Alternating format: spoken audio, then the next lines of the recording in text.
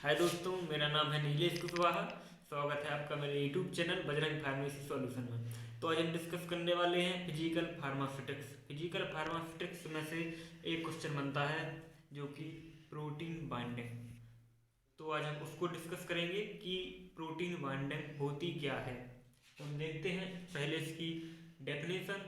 तो डेफिनेशन में क्या कहते हैं, प्रोटीन बाइंडिंग। एक चीज समझ लीजिए, प्रोटीन तो सिंपल वर्ड है, प्रोटीन मीन्स प्रोटीन ही। बाइंडिंग का मतलब होता है जुड़ना, किसी चीज का जुड़ना। तो देखते हैं क्या होता है। The phenomena of complex formation of drugs with protein is called है प्रोटीन ड्रग्स बाइंडिंग। एग्जाम्पल के तौर पर अगर हम आप समझाएं तो इनका कहना है कि ये हमारा क्या है, मान लीजिए ये हमारा क्या है, प्रोटीन है, ठीक है।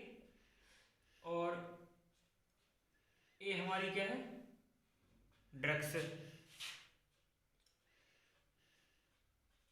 ये हमारी ड्रग्स या हाँ ड्रग्स ही है। और क्या,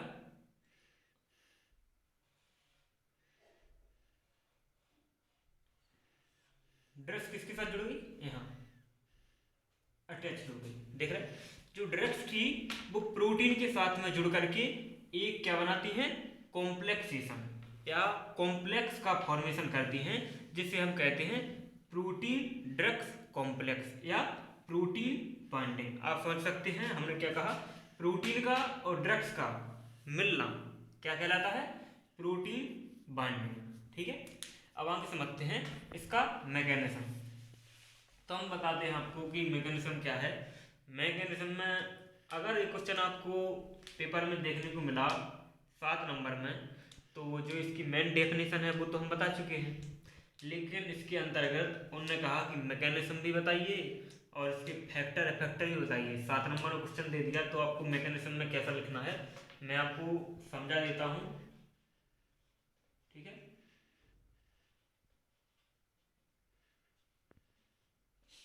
होता क्या है आखिरकार में, बाकी जो थ्योरी है, थ्योरी में तो लिंक डिस्क्रिप्शन में डाल दूंगा, आप डिस्क्रिप्शन से देख सकते हैं थ्योरी को। बाकी के जो समझाने का है वो मैं समझा देता हूँ। मान के चलिए आपने कोई ड्रग्स ली, आपने ए ड्रग्स या टैबलेट्स, आपने टैबलेट्स निकाली और खाई। खाने के बाद क्या होगा, वह टैबलेट हमारे कहाँ गई, हमारे शरीर में गई, ठीक है। शरीर यानी कि हमारे स्टमक में पहुंची। स्टमक में पहुंची तो क्या हुआ, स्टमक में पहुंचने के बाद यहाँ स्टमक ने कई सारे केमिकल्स और हार्मोन्स क्या किए, रिलीज किए। तो क्या हुआ, जो ड्रग्स हमारी स्टमक में गई थी तो वो ब्रेक डाउन होना स्टार्ट हो गई। जब वो ब्रेक डाउन हुई, ब्रेक डाउन होकर के थोड़ा आगे बढ़ी तो इंटेस्टाइन में पहुंची। इंटेस्टाइन में पहुंचने के बाद उसका एब्जॉर्बेशन हुआ, मतलब वो एब्जॉर्ब हुई तो कहाँ पहुंची, ब्लड में। ऑब्जॉर्ब होकर ब्लड में पहुंच गई। उसके बाद क्या हुआ हम आपको बताएं,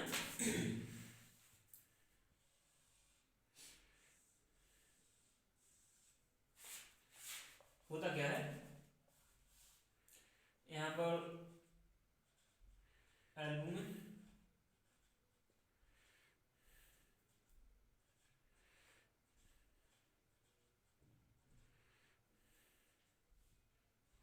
अल्फा,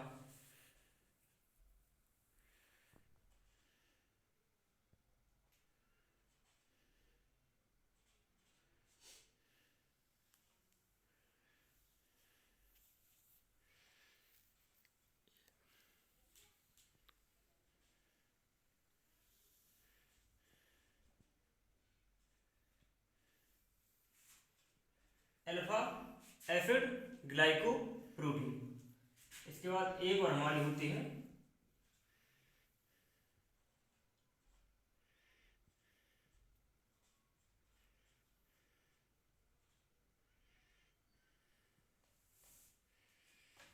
लाइकोप्रोटीन, ठीक है। कौन कौन सी प्रोटीन होती हैं, एल्बुमिन, ग्लोबुमिन, अल्फा एसिड ग्लाइकोप्रोटीन और लाइपोप्रोटीन। क्या होता है अब आखिरकार में इतनी सारी प्रोटीन हैं और इनका काम क्या है, ड्रग्स के साथ क्या करना, ड्रग्स को अपनी ओर खींचना या उनके साथ जुड़ना।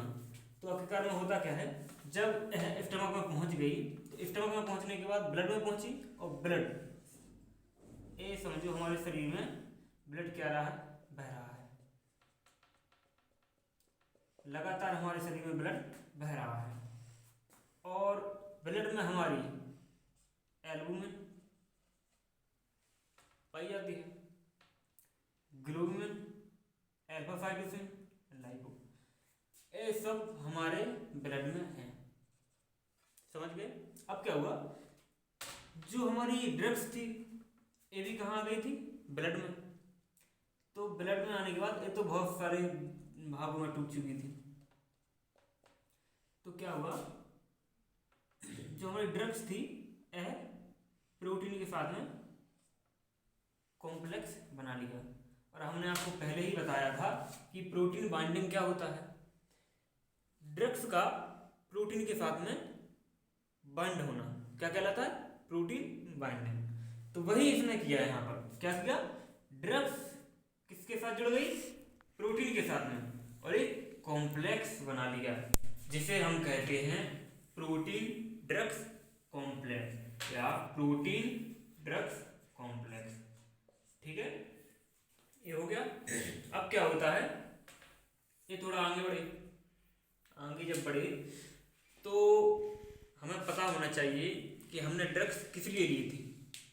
हमें पता है कि हमारे जो हैंड है इसमें इंजरी हो गई है, इसके लिए हमने ड्रग्स को लिया। अब जो हमारा प्रोटीन है ब्लड के साथ कंटिन्यूसली बहेगा, बहने के बाद कहाँ पहुँचेगा, ये जहाँ पर हमारी इंजरी हुई थी उस सेल में जाएगा। मान लिया ये मेरी सेल है, इस सेल में ये जो हमारा प्रोटीन थी ड्रग्स को लेकर के पहुंची तो ये अंदर चली गई। ठीक है, अंदर गई तो ये प्रोटीन जाके उस भाग में जुड़ गई जहां पर हमें इंजरी हुई थी। मान लिया ये हमारे हैंड पर इंजरी है तो ये प्रोटीन जा करके यहाँ जुड़ जाएगी और जो ड्रग्स थी ड्रग्स को यहाँ पर रिलीज करने लगेगी। तो इसने क्या किया, प्रोटीन ने रिलीज किया किसको, ड्रग्स को, और रिलीज करने के बाद दोबारा उसी ब्लड में बहने लगती है। तो आप समझ गए होंगे कि प्रोटीन बाइंडिंग क्या है, इसका मैकेनिज्म क्या है। एक बात और, यह दो प्रकार के होते हैं, कौन कौन से, रिवर्सिबल और इरिवर्सिबल। रिवर्सिबल का मतलब होता है जो हमने एक प्रोसेस की है अभी जो की है कि इसने ड्रग्स दी और यहाँ पर प्रोटीन अलग हो गई और ड्रग्स अलग हो गई। भाई जो हमारी प्रोटीन थी यहाँ पर ड्रग्स रिलीज करके वापस हो गई, तो यानी कि ड्रग्स हमारी अलग हो गई और प्रोटीन अलग हो गई, और यह अपनी दोबारा से उसी कंडीशन में प्रोटीन फिर आ गई और ब्लड में बहने लगी, तो ये हमारी रिवर्सल हो गई। लेकिन एक प्रोसेस होती है इरिवर्सिबल प्रोसेस, जो कंडीशन बन जाती है वह दोबारा उस कंडीशन में नहीं आती है। तो आप समझ गए होंगे कि प्रोटीन बाइंडिंग क्या होती है। ठीक है, इसके बाद हम देखते हैं इसके फैक्टर मिलते हैं।